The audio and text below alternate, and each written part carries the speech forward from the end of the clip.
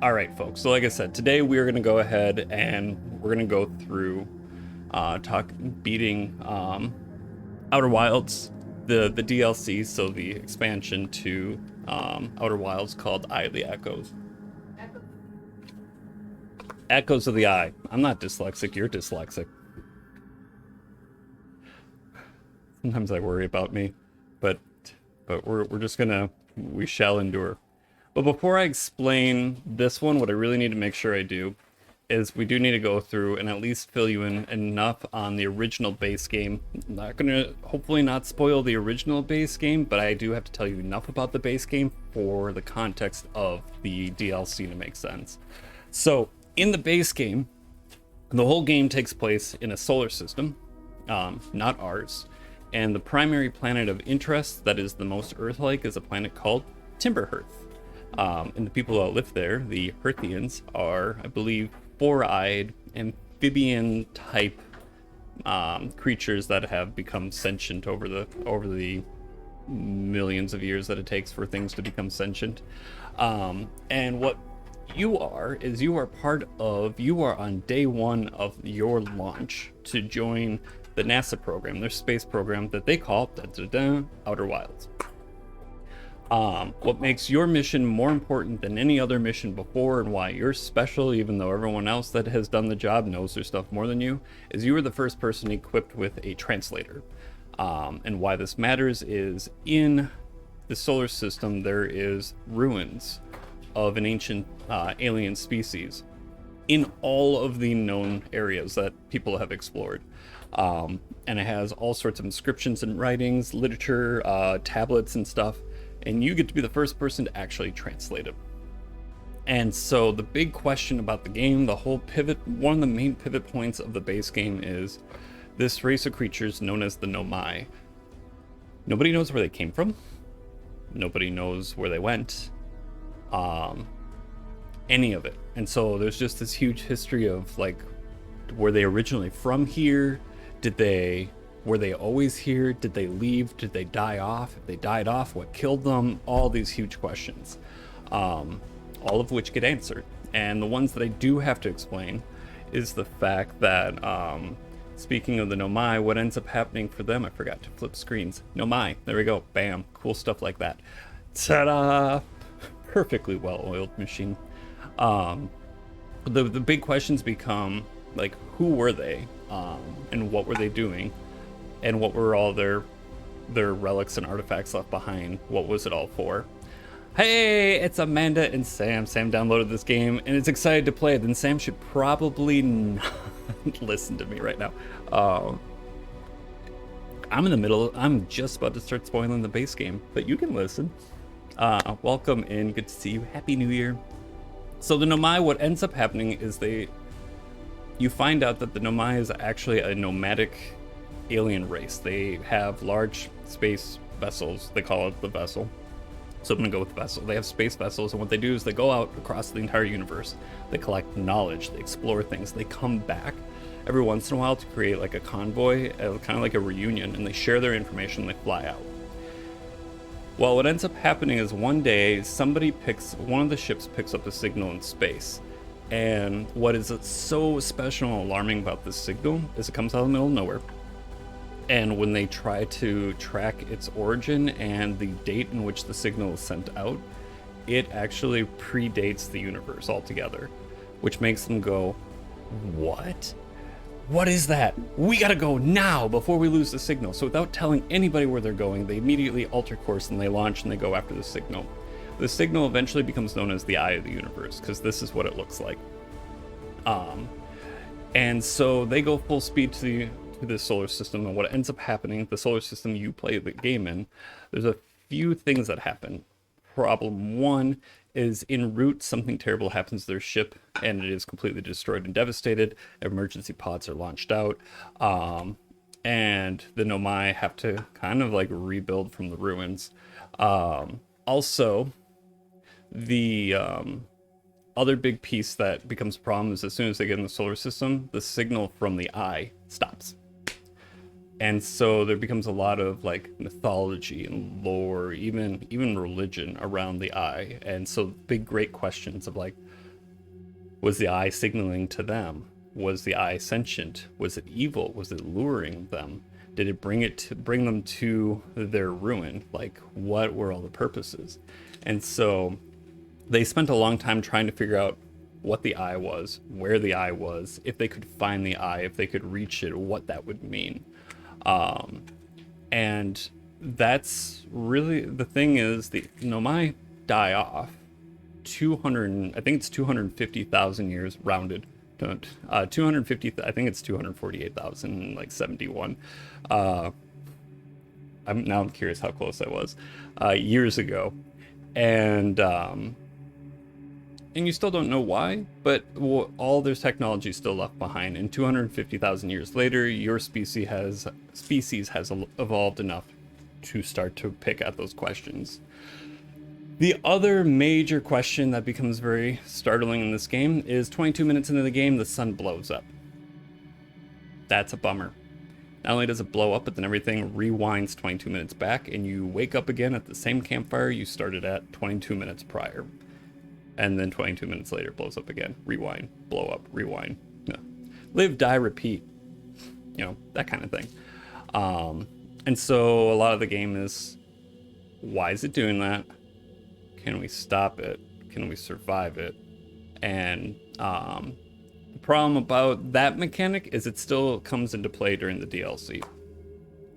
Now in the DLC, what ends up happening is when you download the game, a little notice pops up and says, hey, this game has some frightening sequences, and there is a fright off mode if you want. And I went, oh, lovely, because I do well with fright. Just go through all my highlights and you'll see that's not true. So that's fun. But what ends up happening is if you go into the original museum at the beginning of the game, there's a new exhibit. It even has in bold letters in front of it on a placard, new exhibit, so that you know that you are activating the additional content. And with the additional content, what ends up happening is it allows you access to a new location you've never had before. But at the same time, one that's always been there. There is a satellite, a deep orbit satellite that goes around the entire solar system. And instead of being on the horizontal plane, it's on the vertical plane, which is part of the reason why, even if it was always there, we never hit it before. And it's super tiny, but it's the reason why your mini map works, or yeah, your map of the universe, is because it's actually getting it satellite beamed to you. Well, you find out that there is a strange camera anomaly, and in fact, in the trailer we watched, that anomaly looks like it's eclipsing the sun. They sent somebody out there to see if they could fix it, realized that there was nothing wrong with the camera, couldn't figure out what was up. You go there, and what you end up doing is you end up coming upon something that is shrouded in its own cloaking thing, something called the Stranger, and it looks like that. Rarely do you ever get a full angle view of it. This one I just found online. There is a way that if you catch the angle of the cloaking field, if you're right on the cusp of it, and you can drift through a glitch and end up seeing the whole thing, but I don't think you're supposed to. So here's the thing about the Stranger, before we get into it, is by into it, I mean by getting into the interior of it, is the Stranger was not from the Nomai. And the whole point of the expansion is that the Nomai is not the only people who heard the signal from the eye, not the only people that picked it up. In fact, there's another race. And the frustrating and cool thing about this is that we don't have translator equipment for what's inside the Stranger because we've never seen this species before. So everything we learn from images. So I don't have a name for these people, but they look like bipedal deer with feather scale things. I think lately we've been referring to them as reindeer, and I'm okay with that. So the reindeer come from their own solar system that surrounds this planet here. And so they lived in a different solar system on a rock far away that orbited this place. I guess some people call those things moons. I clearly do not today. But what ends up happening is we find out that they too heard the signal of the eye, and they came to our solar system. They built the Stranger and came to our solar system, seeking out the eye as well. And how do I want to go through these notes? I'll explain their story a little bit more in detail here in a second, but I want to talk about when you get to the stranger, what it's like from your experience. But you find the ship. It's kind of one, it's still on, but two, it's also a little bit derelict. It's starting to fall apart a little bit. But here's the cool thing about the stranger is when you finally get inside the space station known as the stranger, you get into a place that looks like this. What the stranger is it's a space station that continues to spin with centrifugal force, and that centrifugal force allows, what I'm doing is I'm looking at the ring that would go this way. So the big window, black window of space on the side, that's the side, and this is turning like a wheel the whole time. But because of the centrifugal force, gravity keeps, that's right, the water, that is a river that winds all the way across. But the centrifugal force keeps the river in place and flowing normally. You can see the buildings located in there, all that jazz. And as you wander through here, especially on the surface, you find no one's here. There's no, not only is there no one here, but there's like no ruins of anybody here. When you look for the Nomai at the beginning of the game, like there's at least skeletons laying around. You're like, geez, what happened to these people? This is more of the question of like, where'd they all go? We got this weird space station floating in deep orbit, cloaked, outside the solar system. You were the first person in however long to see it, and it's completely vacant. And so, I don't know how to tell this. There's so many different ways to tell the story. So I'm gonna, instead of talking about like the reveal of how I found what I found, I think it's gonna be easier at this point in time just to explain the story. So what ends up happening is, let's talk about the reindeer. So the reindeer lived, like I said, around on a moon around this planet. And when they picked up the signal from the eye, what they did was they built the stranger. And not only did they build the stranger, I'm also going to pause real quick. Like what I'm about to tell you is huge spoilers for the DLC. This is everything I know up until now, to the best of my knowledge. What they did is when they built the stranger, they decided for whatever reason that they weren't coming back. Like this was a one-way trip. So they stripped the entire planet, their entire moon, of all the water, of all the land, of all the forest. They left it completely barren, like just a dry rock. They put all of that into the stranger. So what is inside the space station is their home planet coming with them. So they fly all the way over here, seeking out the eye of the universe. And when they get here to the eye of the universe, and here's where it starts to get a little confusing for me, is all the information I get comes either from murals or it comes from projection slides that you can put in place and then flip through them. What the footage shows, and I don't have a prompt here, is they get here to the universe, they find they either find the eye, they either run the eye through a simulation. Hold up a second, Dora. Sorry, Dad. I was just thirsty. Dora's thirsty, and she decided Dad's talking right now. Now she's walked away. So they, in the video that you see, they come to the solar system. They see the eye, or they at least have some form of premonition. That's hard to understand. Where in their vision, they see the eye, they see themselves coming in contact with it. When they come in contact with it, the eye turns red and sends out a pulse that flash fries them into dust. And not only them, but the entire solar system, all the planets, even the sun, just like vaporize, disintegrate into ash. And they get so horrified by it that they go ahead and they like forsake everything about the eye of the universe. And so they burn down the temples. They burn all the footage that they've ever had, and they come together and they have a meeting. And in that meeting, they grieve the loss of their planet, the fact that they can't come back home anymore. The stranger, when you're wandering around it, seems to be damaged for some reason. It's not overly clear to me exactly what's going on. They sunk one of their temple things. Yes, before I'm getting to that point, I'm not quite at that point, but what they do is they grieve the fact that they can't go back home. And when that happens, they do two things. One, they build a device that I'm just going to refer to as a probe, and they launch it out at the eye of the universe. And when they launch it out, what it does is it stops the signal coming out of the eye, which I'm presuming is the echoes of the eye. They do something that creates a containment field around it, so that the eye can no longer broadcast out, which, to the best of my knowledge, is why the Nomai from the base game lose the signal. So when they thought that the eye was no longer broadcasting and going into hiding, it was actually the reindeer had shut down the signal and contained it. So if my understanding of things is right, the probe is still out there, blocking the signal from the eye.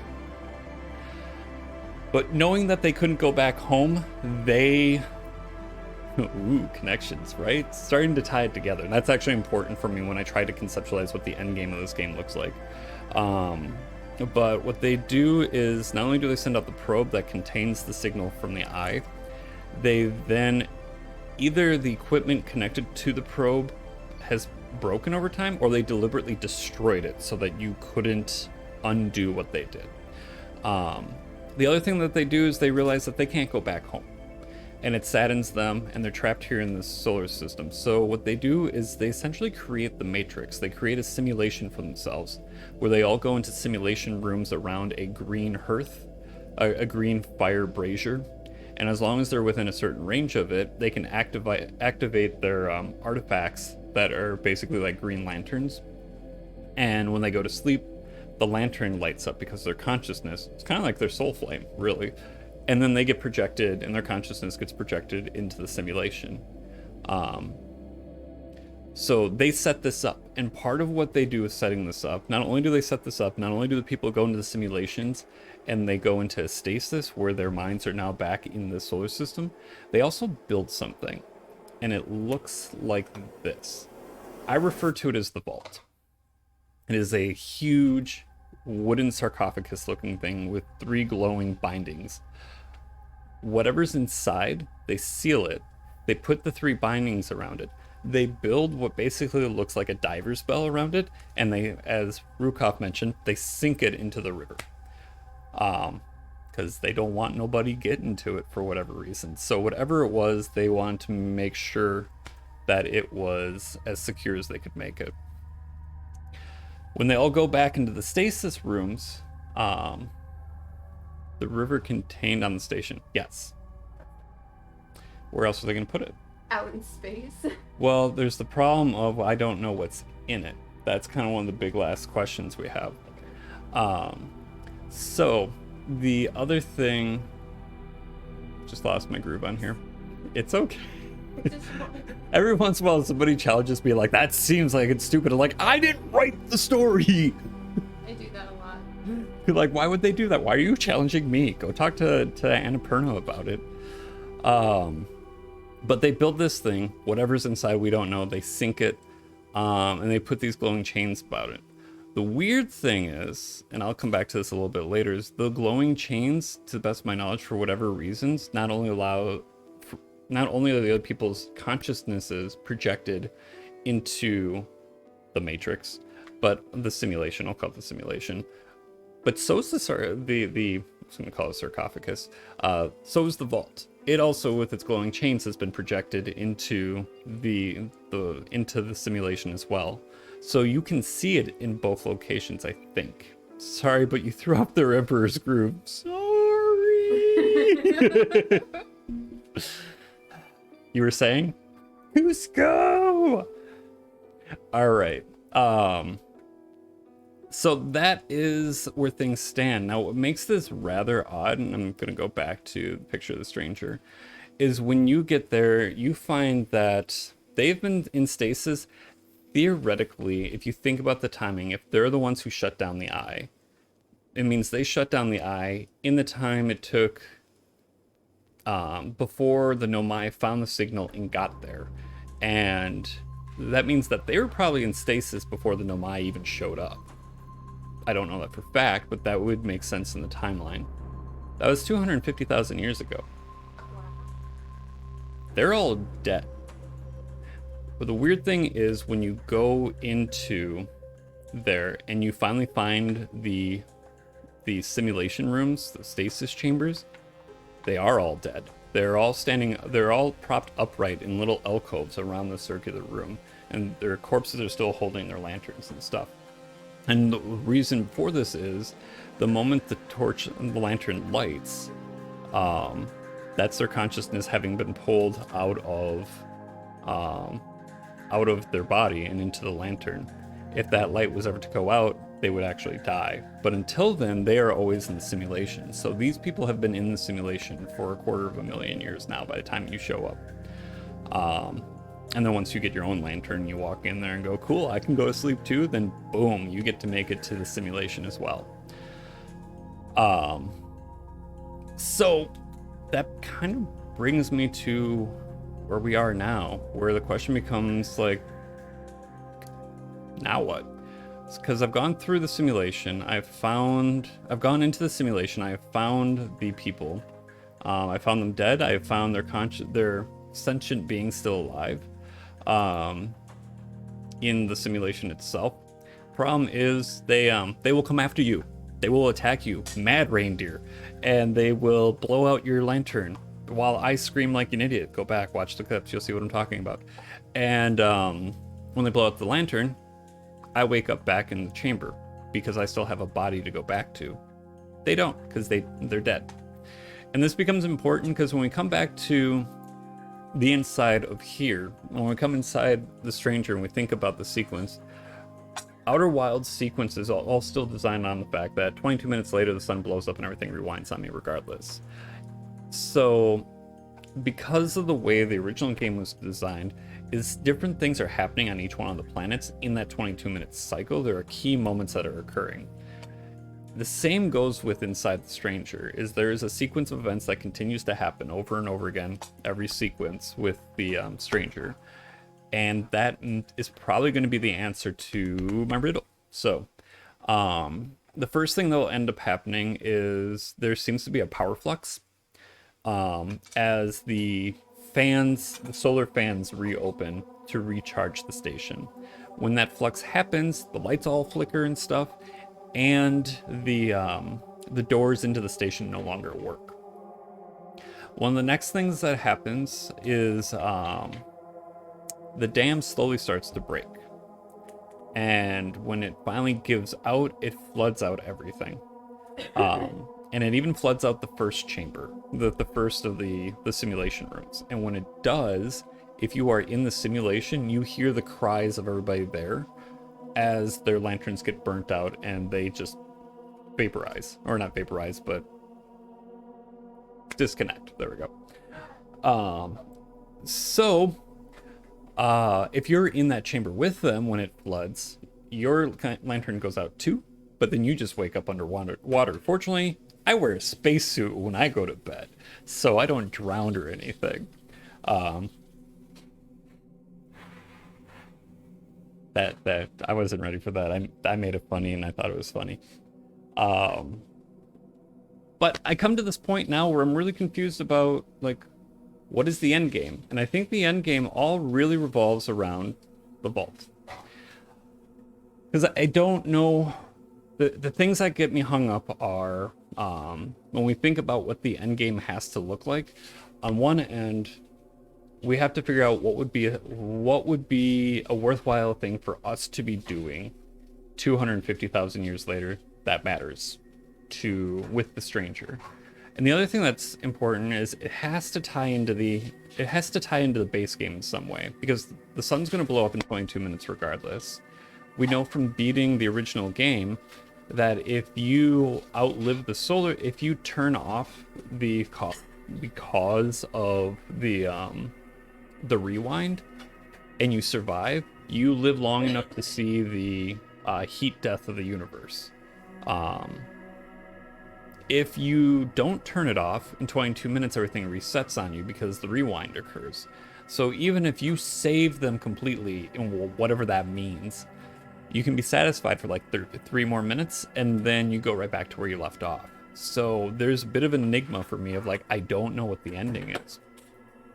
Like, is my job to free all these people from their perpetual existence is my job to ensure that they can continue to have a perpetual existence, which would be hard to do if the dam's just going to break and flood out the first room anyways.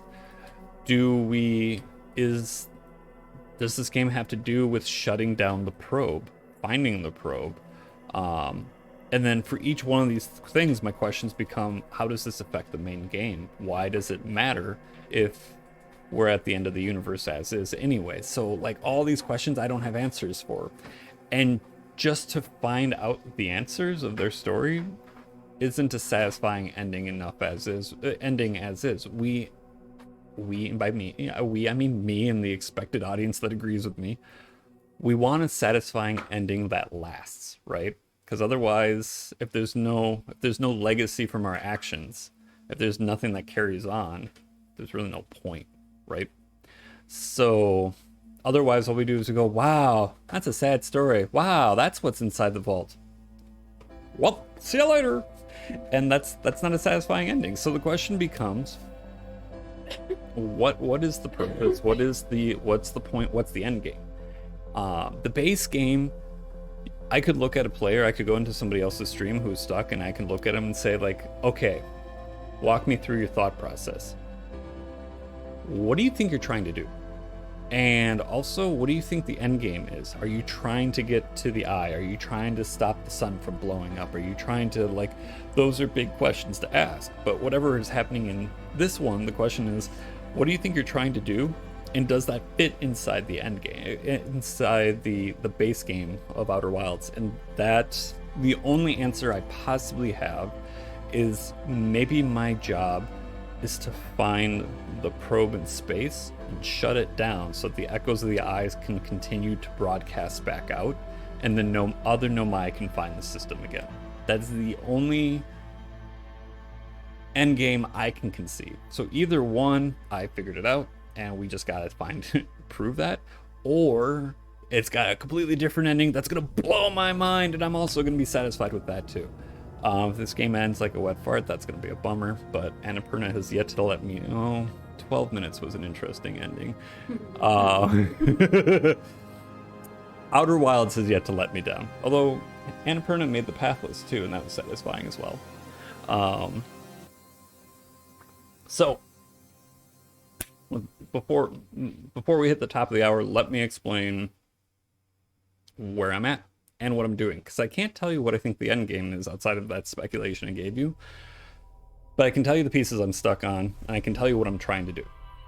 The biggest thing I'm trying to do is I'm trying to open this thing, because you know, when you have a whole race of people and they seal something up, clearly it's meant to be found, right? There would never be something dangerous or concerning with a ominous green matrix glowing green light that you would open up and it would be a problem. No, I'm pretty sure whatever is in there is benign, benevolent, and totally meant for me.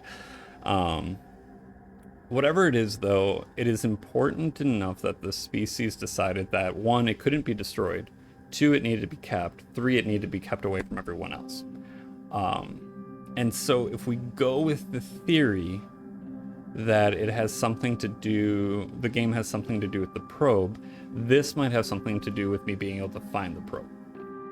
I could be wrong. It could be another reindeer just hanging out inside being like, yo.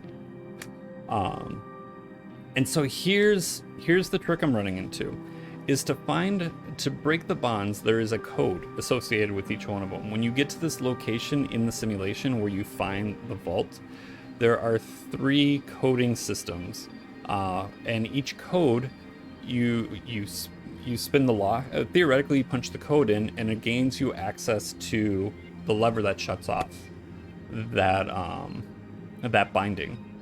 And so you spend all this time, you find out things about how the simulation works, and in fact, what you do is you find out where the codes were kept. And so you go there and you're like, yes, I found it. They burned them. They scorched them. They just like fried it up right down the middle so you can't get the code. But then you find footage about the fact that they brought the codes into the simulation and then they stored them there, and you're like, yes, I'm going to go to each one of the locations and I'm going to find it. And you get in there and they burned them. They have it mounted up on a wall. Like, there you go, buddy. Good luck. Like, to like rub it in your face. Like, good job, Mario. You made it here, but your code's in a different castle, and you're like, so all the codes are burned. So the codes to open the pathways to get you to the locks, they tell them to do the locks. They're shot. So we have to find a different way around, and we do. 2 out of 3 times. In addition to being in the simulation, there's 2 things that are really helpful. One, you end up finding complete versions of all the slides of the history, which explain everything I've told you so far. The other thing it shows you is it shows you some footage that gives some very specific footage that talks about how the simulation itself works. And I have 3 videos, and 2 of them have been helpful, and the third one makes me quirk an eyebrow like The Rock. The first one shows you that if you take that doohickey, the lantern, and you set it down while you're inside the simulation, you walk far enough away, you experience, basically you walk outside the matrix. You get no, not that one. You get, where is it? You get this. The world turns into looking like that, and you're like, whoa, you get to see all the programming. Not what you're supposed to see, because what you're supposed to see is supposed to look like this. But then what you see is this, and you're like, oh, I see all the pieces coming together. And by being able to step off the matrix like this allows you to actually gain access across one of the bridges, because as you turn the tumblers on the code, you get to see the invisible bridge line up and lock into place. And you're like, cool, that's lock number 1. Video number 2 shows you that if what ends up happening is there are 4 stasis chambers that people plugged into the matrix from. And you can actually, once you're in the simulation, you can go from the first area to the second area to the third area to fourth area, all by boat, which is highlighted right there, that dotted line, and that little platform with the little sticky things coming up. That's the ferry, and it goes between the 4 different locations. And what the video shows you is that you don't just go through a tunnel from location 1 to location 2. What actually ends up happening is you go into location 1, you leave location 1, location 1 stops running, location 2 boots up, and then you go into location 2. And what that means is that there's a lag. And in that lag, if you step outside of the boat, your torch doesn't go out. What ends up happening is you actually walk off the grid altogether. So you end up walking outside the programming. And that's actually how I was able to get to this area. And by doing that, you're actually able to get to the second lock mechanism for the second binding from that from outside the programming, kind of walking in from behind. That leaves us with one more binding to do, the third one. And the challenge about the third one is it's on the other side of this bridge. In fact, it's what that glowing light is at the center of it. All you have to do is walk across the bridge, walk on the other side of the thing, and go, and it shuts off the binding, and boom, the whole thing would open up, and ta-da, we'd be inside. Mysteries and wondrous mysteries would be revealed to us. Only problem is you can't cross the bridge. And the reason why you can't cross the bridge is you can see just on the sides, if you follow the railings down, there is a ominous looking dark totem on either side. And what that totem is it's a alarm security system. And once you start to walk towards it, it goes and it flashes a bright red light. And as it's flashing, if it continues to do that long enough, you wake up. And the reason why you wake up is that in the stasis chamber that has the green brazier fire that everybody stands around, above it is a bell. It's like this weird hollow tube that has handles that beat in from 3 different sides. So when the alarm's going in real life, it's actually going ding, ding, ding, ding. And if it does that long enough, it wakes you up like an alarm clock. But what it also means is that it kicks you out of the simulation. So you need to be able to cross without the thing dinging too much. Now we've found out that from playing around that if you shield your light, because you can do that, you can walk right past them and they won't see you. The only problem is with this bridge, especially when we look at it from outside of the matrix, is not only do we have you can see like the eye signals coming out from them that are looking in the areas. If you turned off your lantern, theoretically you should be able to walk right past them.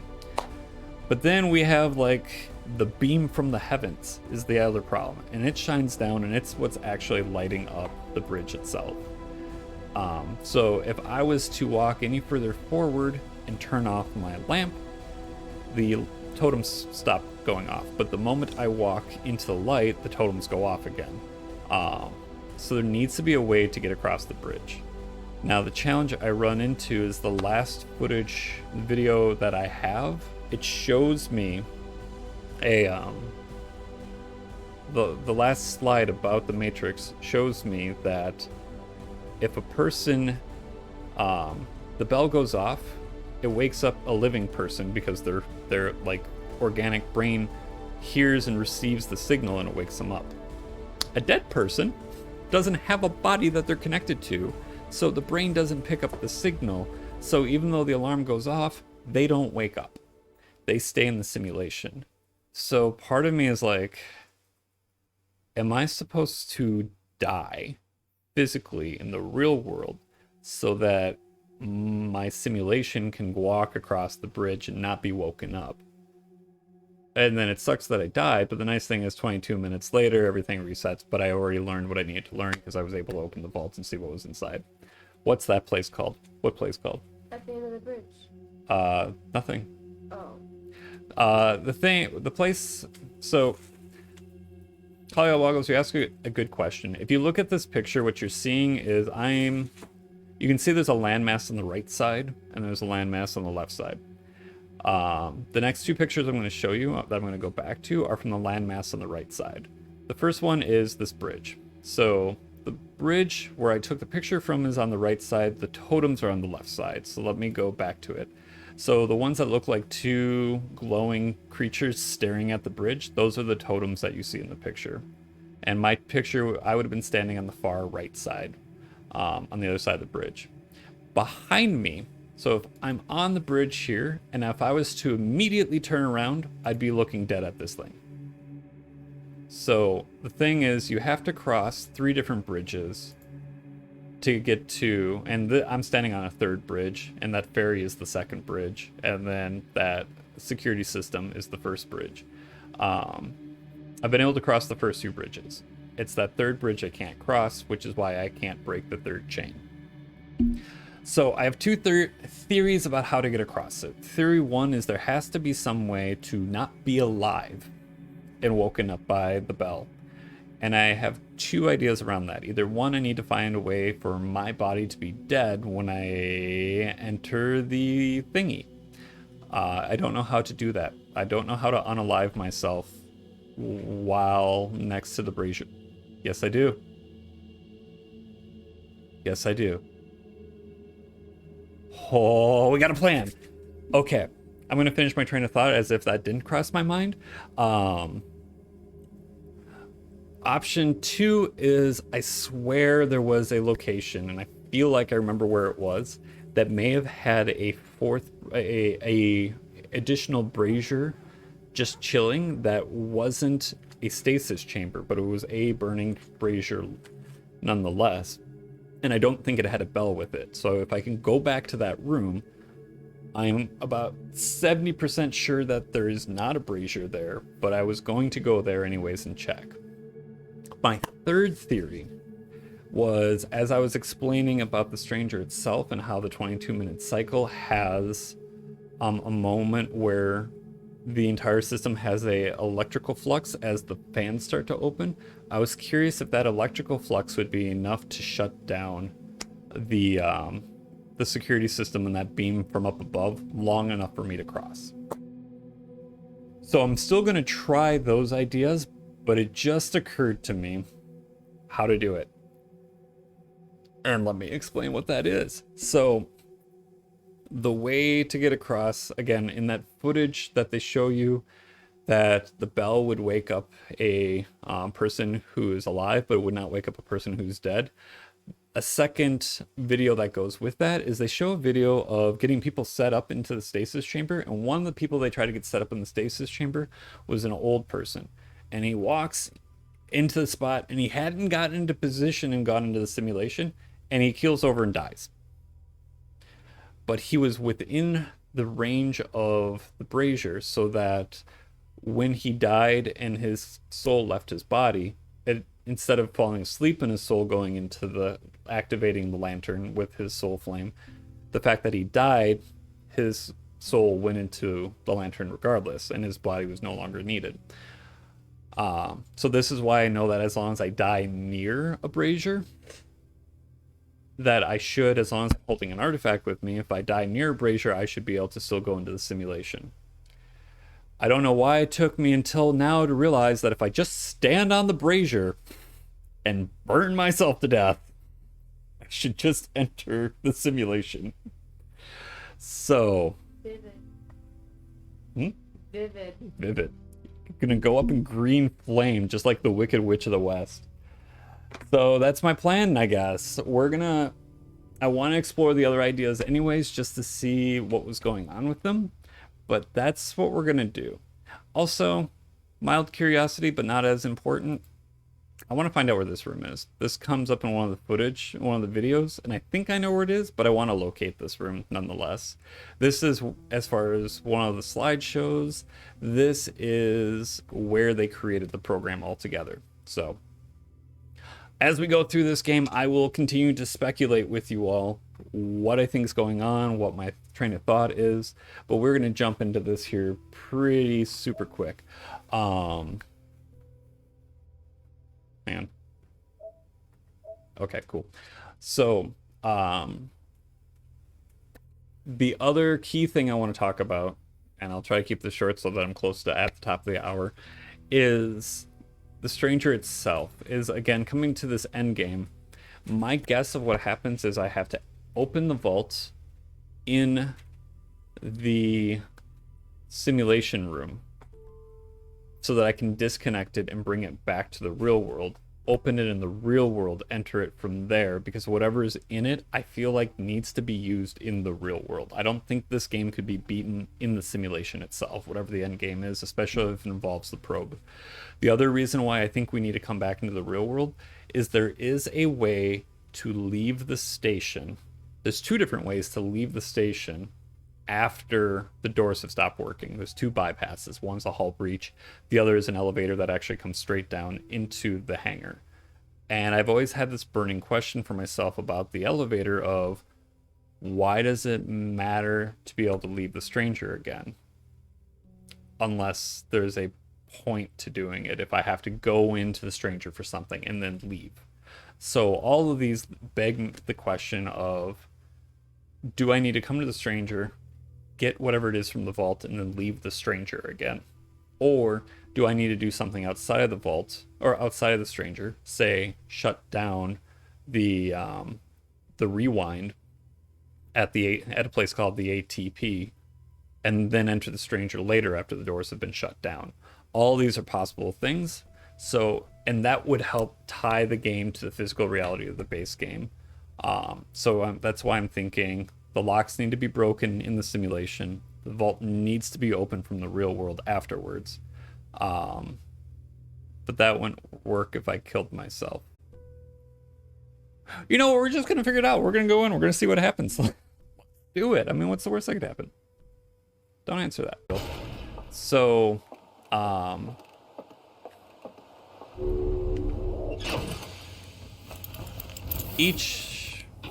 I want to recap, but I also want to get going. So, the vault that we looked at, hang on, I can, while we're on autopilot, I can see if I can power through this. So if we come back to this chat here, and if I come to this app video here, that vault's got 3 bindings, and there are 3 reels that pertain to each one of them. And the first one shows you how to walk off the grid of the simulation. The second one shows you how to walk outside of your projector, your artifact. And the third one shows you that if you're dead, you don't wake up. True story. And so the first one helped me figure out how to shut down the first binding. The second video helped me to figure out how to shut off the second binding. And the third video is the one I'm stuck on. Like, how do I not be alive? I went to the wrong spot. How do I not be alive and get to the third binding? And I think I figured it out. We will try it out when we get that far. But first off, we need to go to the hull breach. Whoa. It's fine. It's just cockpit's damaged just a little bit. All right. That's fine, because I just need to land right here. I'm an excellent driver.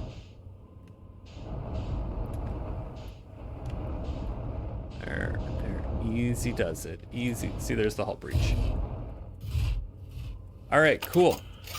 We can fix the thingy while we're on our way, because just in case, you know, maybe we need to... Oh, it's only 80. It's only 15% damaged. It's fine. All right. So here we go. Come in here. Nope.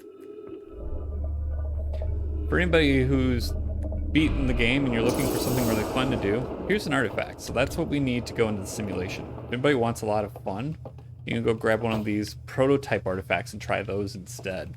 Yeah, that was a blast. Actually, before we get too far in here, I want to see if this is the simulation room. No, it's not. Where's the footage of the simulation?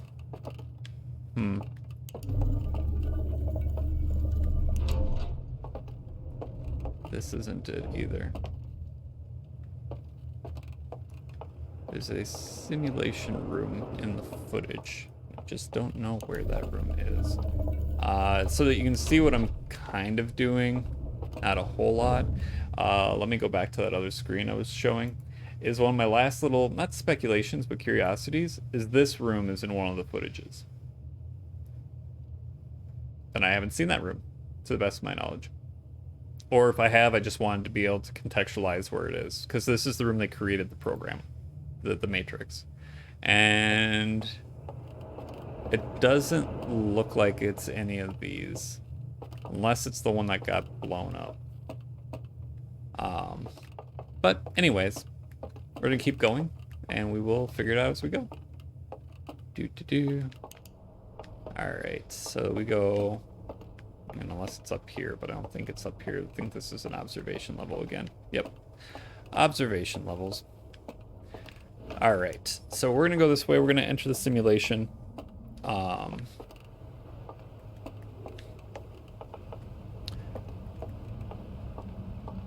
So the way we get into the simulation is we have to move our consciousness into the into our lantern, and we do that by going to sleep near a brazier. So we have to find a brazier. So we find, this is the spot. We put this here, we put this here. I get really panicked about that game glitch that happened to me once, because that was a little uncanny. And there we go, look at that. And so we come down here, and this is where we have the simulation room with all the dead people. Now, one thing of curiosity about this room is, I think it's this one. No, it's not this one. One of the rooms, one of the resting spots is empty. And it might be empty because that old man dies in the footage. It might be empty because somebody didn't go to bed with everyone else. Somebody had to stay up and finish the job. So we go to sleep, and when we wake up, we are now in the simulation. The bodies are not strapped to the walls because they are also in the simulation. All right, so we can, and we don't, because we're in the simulation, we don't have our spacesuit anymore. Forgot how dark it is.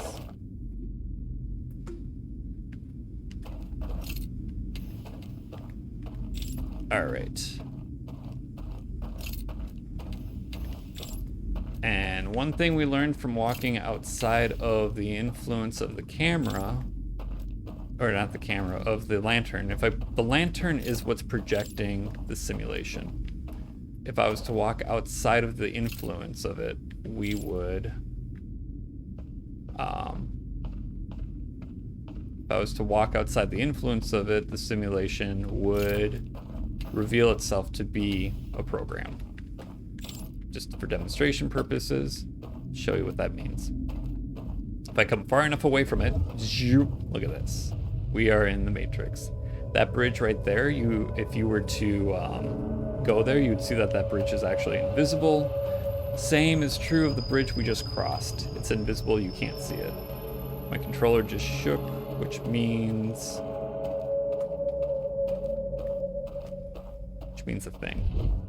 I think it means that the power surge has already happened. All right. So, but we need the lantern because if we don't have the lantern with us, we can no longer affect the environment around us. Which kind of matters. So there's 4 projection rooms. And so each one brings us to one of 4 areas. And all 4 areas are connected by this boat. We're in the 3rd projection area right now. When we go in this boat, there will be a load time from when the 3rd simulation ends and the 4th simulation boots.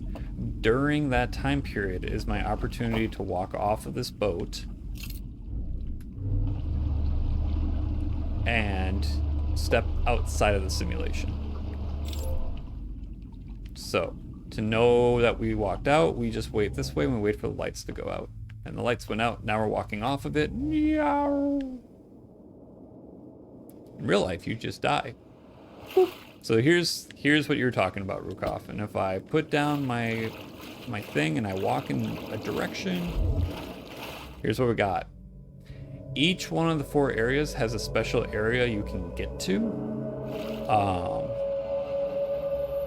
And it reveals very important stuff that I can't recall in great detail, but it's been helping to further the plot. There's that beam of light I talked about earlier. We're gonna head over there. So I'll walk back inside the projection. I'm gonna grab my soul lantern, and we're gonna head over here.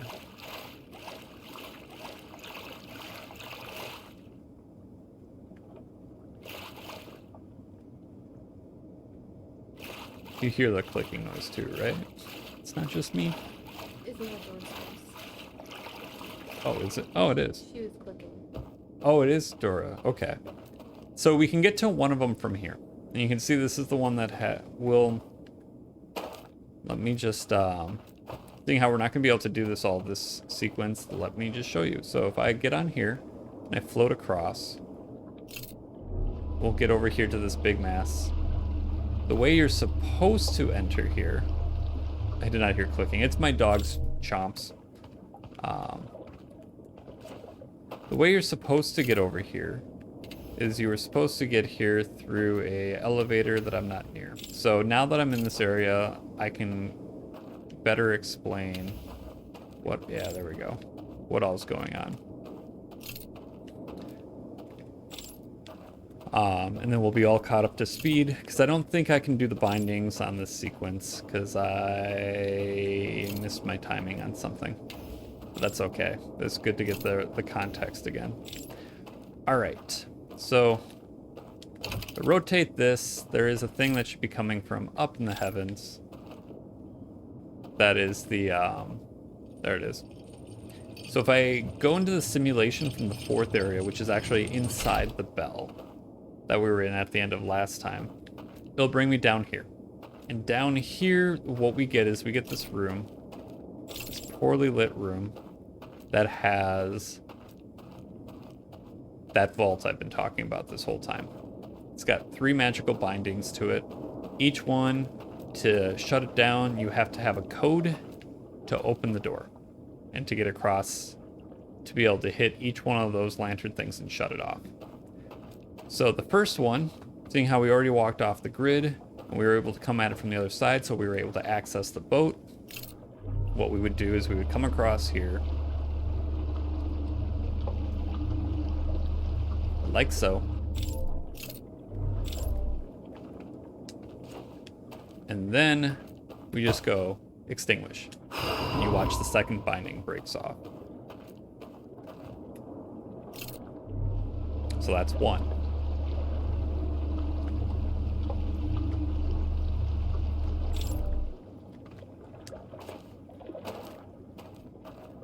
So then we go to the second binding. You get across the second one, there's 2 ways you can do it. Either one, I know the code, but I can show you how I found the code. And it has to do with the fact that if we walk far enough away from our lantern, you can see the bridge. So if we activate this as we turn the dials, we can line up the bridge to where it needs to be.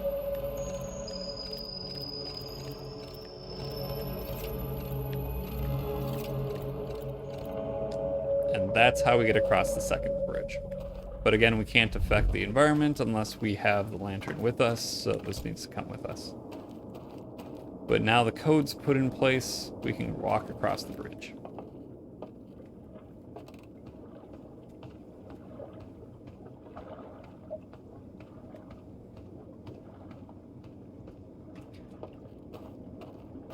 So coming across the bridge, we just extinguish it. There we go. We have 2 of the bindings done. So then we just walk across. That leaves us with 1 more binding.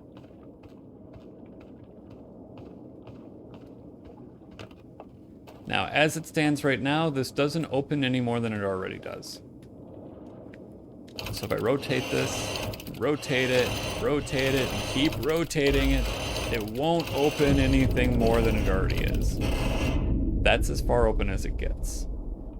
If I walk into the view, I get a vision. And I don't know if this is a recording, if this is somebody's memory or just what, but this shows me where the codes were hidden. And I've already followed this breadcrumb trail, to find out that all the codes had been destroyed. That they'd been hidden behind there. And they explained to me how to get in there, etc., etc. We're not going to watch in great detail. But it doesn't show me anything I don't already know. We just have the 3rd binding.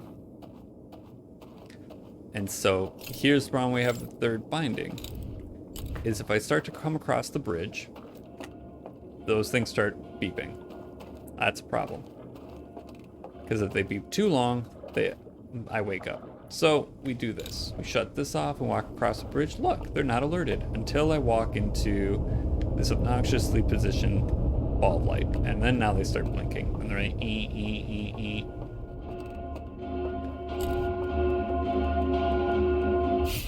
And when I wake up because the bell's ringing. So we need to find a way to cross the bridge. And there's only, as far as I can tell, there's only 1 or 2 ways to do it.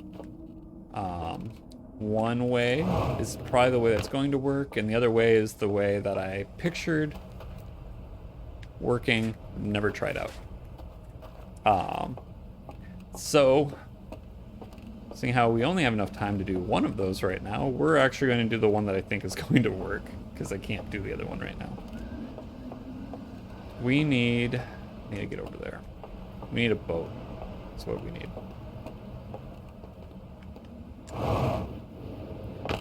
Alright. There should be a boat parked right over here. So we're going to go inside the bell, and we are going to enter the bell unalive. We're going to unalive ourselves into the simulation. Just like the footage told me to do. And as I was explaining it before, I thought we had to wait till there was a certain power surge to occur, but that's not how we get past the bypass. How we get past the bypass is we fry it up. That's how we do it. And hopefully we can do this before the, hey, that's not the direction I wanted this boat to go. All right. This could be big, folks. This could be an important moment here. This could be the turning point in the game. All right. So we come here.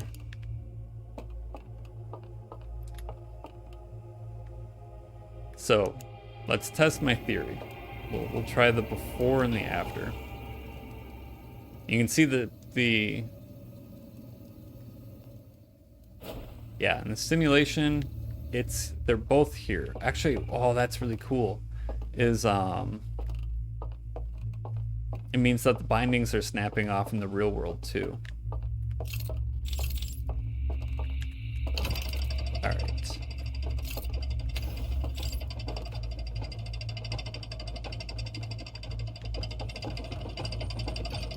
It's taking a while.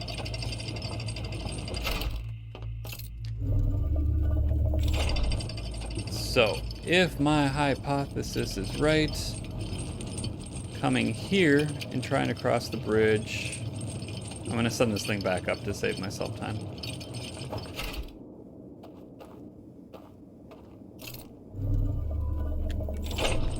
Okay. So, going off my theory, if I come down here,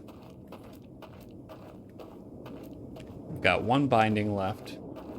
Whoop, we need to cross this bridge to get there. So I cross the bridge, the binging is going off.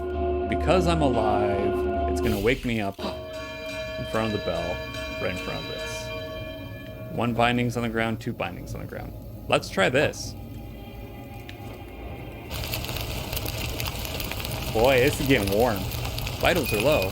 Vitals are critical. I died. But did I? Yes! Ha! Woo! All right, let's get down there. Go, go, go, go, go, go, go, go, go. This is it. We're not going to test out the other thing. This worked just fine. Going to the vault head. I'm gonna break and enter and... How does death feel? Glorious. But it's only imagine it's only dead for now. It's only fake dead. It's only fake dead. Come back in 22 minutes, I'll tell you. Yeah, bring it. Bring it. What you can do? What you can do? What do these do if they go off all the way?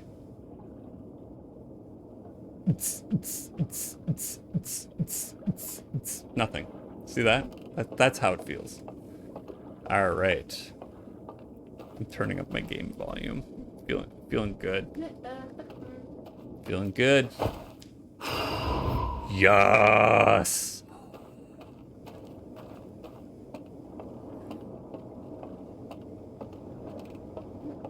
Danger, danger, danger. If this scares the crap out of me, I'm gonna be severely upset. All right. Rotate it.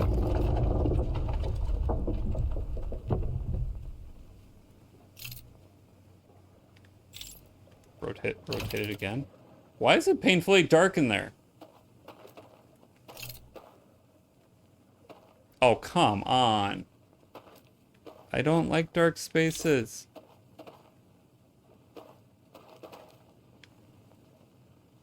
Oh, and I can't go back in from the we'll do it the brave gator way.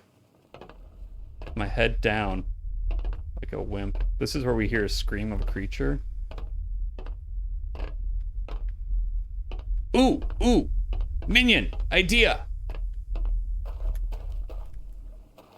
This actually might work out better anyways. Doop-a-doop-a-doop-a. Ha! Look at that. Is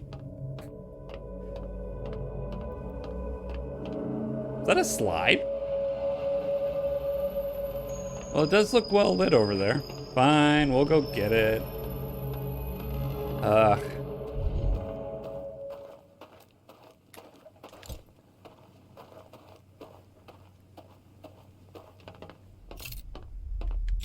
I can't even tell if I'm walking in a straight line anymore. Like, am I even looking up? Stairs, stairs, stairs, stairs, stairs, stairs, stairs, stairs, stairs. Whoa. Oh, it's the thing.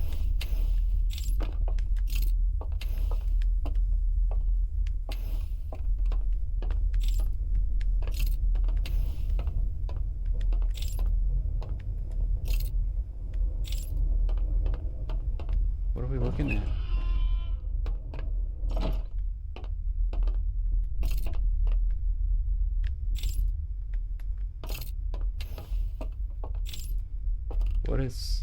is this?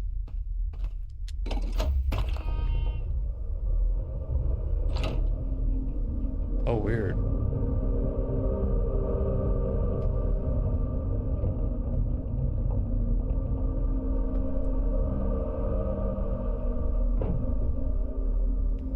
I assume if I take this out, the door opens. That's somebody else's soul torch. Someone sleeps there.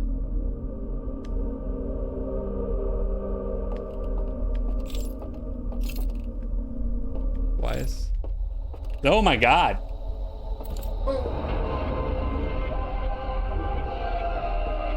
Can I blow it out? Blow it out!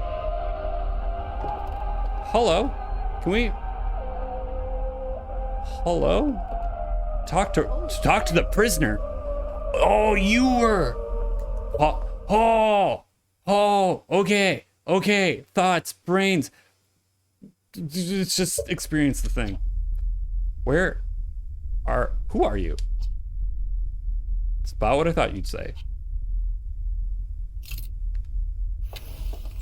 Oh, yeah, lantern. That makes sense.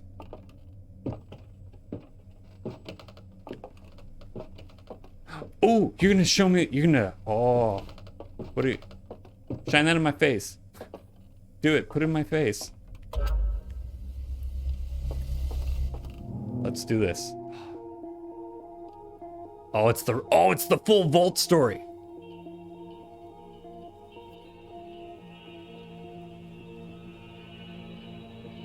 This is the guy that woke up.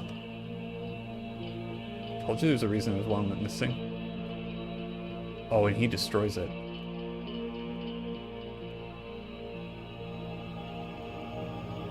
Oh. Okay, so wait. He starts the signal again.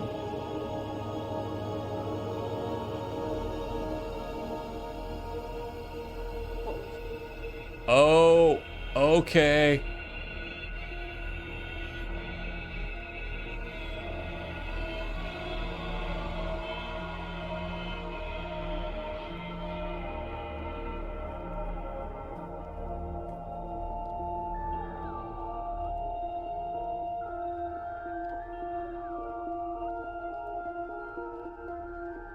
And they reseal it. Okay, so it is still sealed. Gator got spoken to by already hold. But I'm already holding the artifact. Here, let me touch you. What do I do with this? What do I project? Wait, what am I projecting?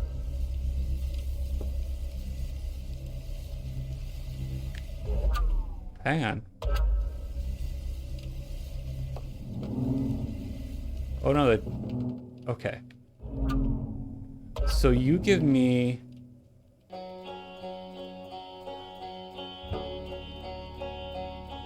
Whoa, wait.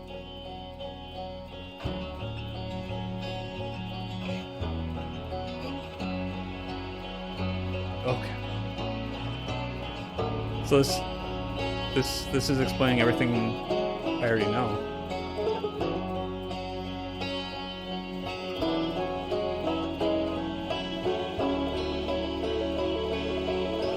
So the echoes are still going out, even after... Yeah, it's the Nomai ship picks up the signal. Okay.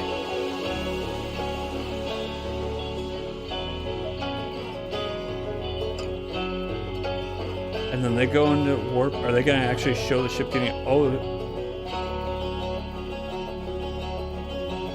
Okay. And then they send out the Nomai crash and they send out the pods.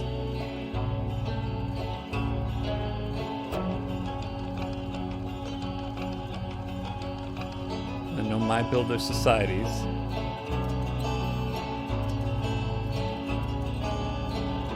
And then they all die. I mean, it's not, that's simplified, but then they all die. And then all their societies crumble. And then that's me! Well, I mean, that's probably Ryback. And then that's how they got the artifact they took that and they moved it to the museum. And this brings us to what we used to make the translator tool that starts the whole game. That's me!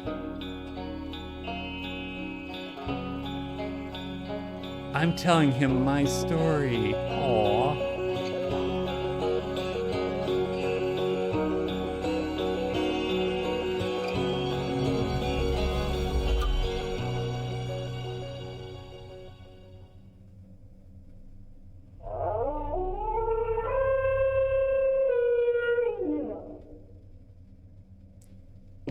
Okay, so now that you know that, what do we do? Do I give it back? Give it back to you? Give it back to you. I'm gonna grab my doohickey. You need to give me the code for the. Yeah. Hey. No. Get back here. You. Oh.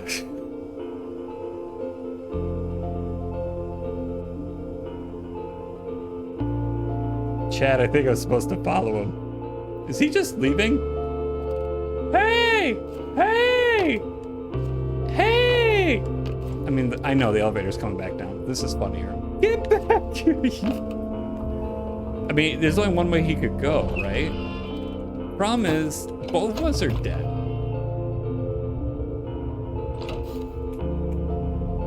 Oh, the lantern went out. Dang it.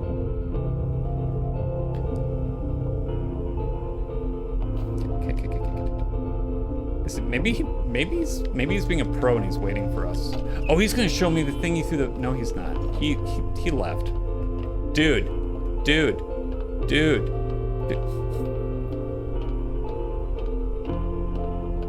Guess he hasn't been out in a while. Tauntless, welcome in. We're looking for a. Where'd he go? If he got on the elevator without me, wait, what we got going on here?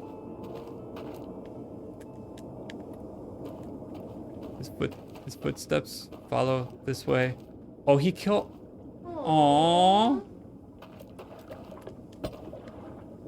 Sad.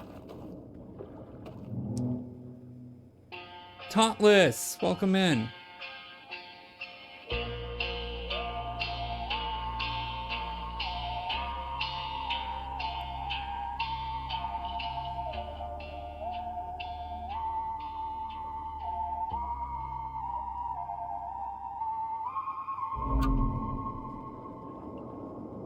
He wants us to die together? Go on the boat together. What are we doing? Wait, what? Wait. Hold up. Give me my vision back. Did I have the lantern with me or not? Wait, do I die if I walk in the water and I don't have the lantern? Oh yeah, it's called drowning.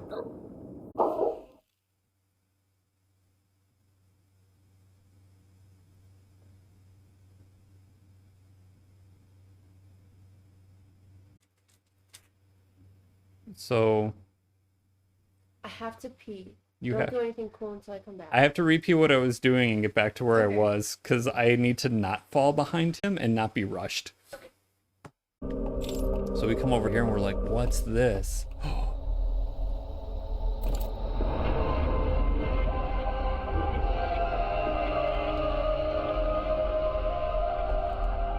Talk to him. Where are we? It's not very helpful. What's behind you? Nothing? Can I go into your darkness? Oh, you're just sitting in a chair.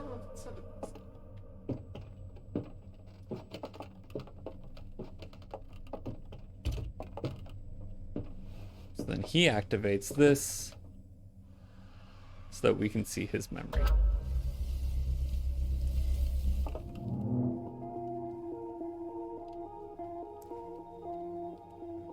So,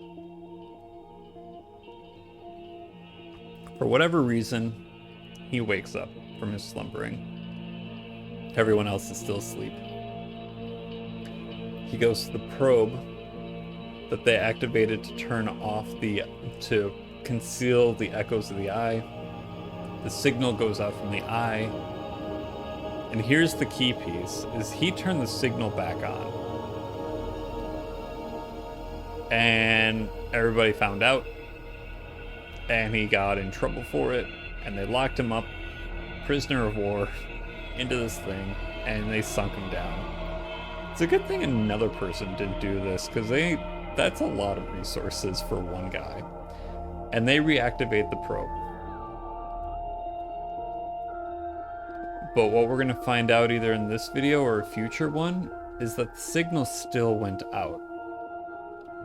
And because he reactivated the signal, it only sent out a single pulse of a signal. And that was the single pulse that the Nomai heard. And so it's actually his fault that Nomai came here at all. And I think what happens is when we show him the video back at him,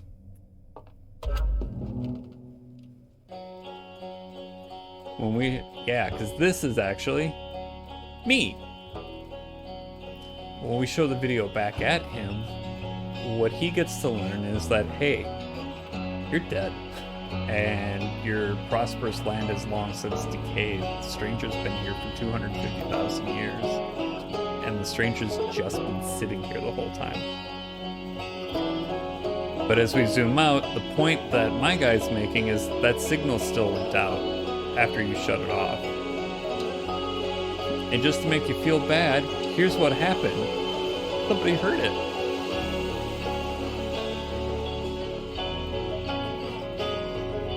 So the Nomai got excited and warped at full speed into the system. But of course the eye was already, and then they crashed into dark bramble. The ship got ripped apart, and then they tried to escape out. Because they heard the signal, because he turned it on. And so this just retells the fact that the Nomai built a society, and then were here long enough to die. And they died a very unfortunate death, too, that I won't get into. A lot of blame, man. And so the whole place went into decay and ruin. And then, 250,000 years later, the first of the Herthians landed. And looking at the helmet, I do believe that's Ryback, the one that you find in Dark Bramble. And because Ryback found this piece and brought it back to Timber Earth, that's supposed to be you, and you go into the space program.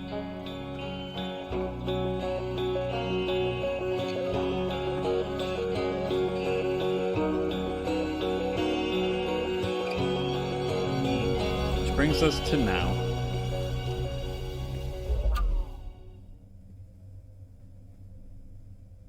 So that's how we communicate. And now he feels super bad. Yeah. He feels super bad because he brought the Nomai here to their ruin.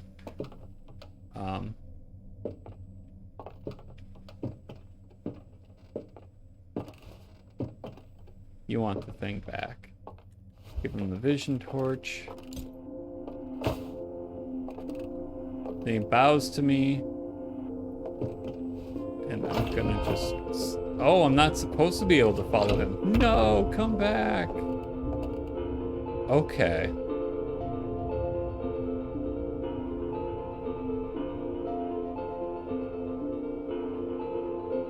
Yeah, my guess is that when I tell him the tale that the Nomai showed up here because of his reactivating the signal for just that moment was enough to essentially bring a whole species to ruin. I think that was too much for him.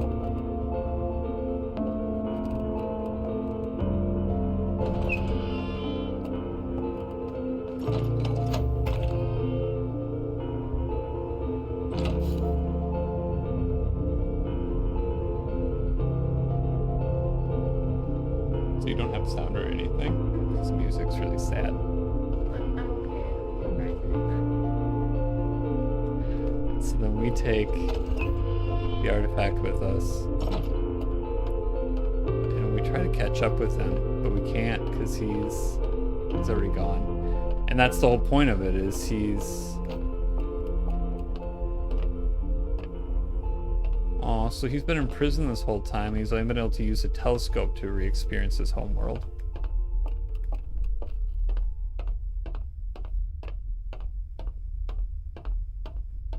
So we come up here.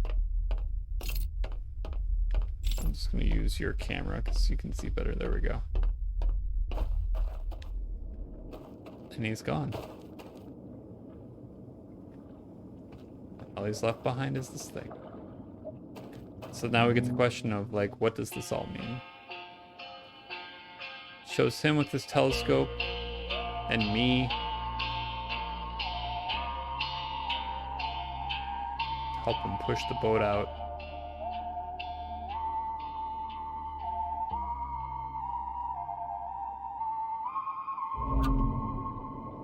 And then we follow his footsteps. It looks like he walked in the water to put out his torch.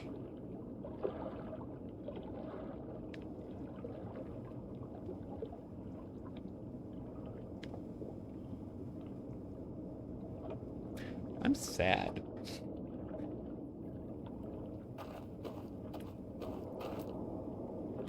I'm gonna...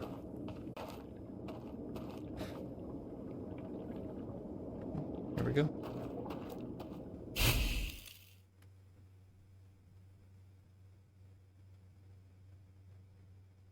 And then we get the title, because we beat the game.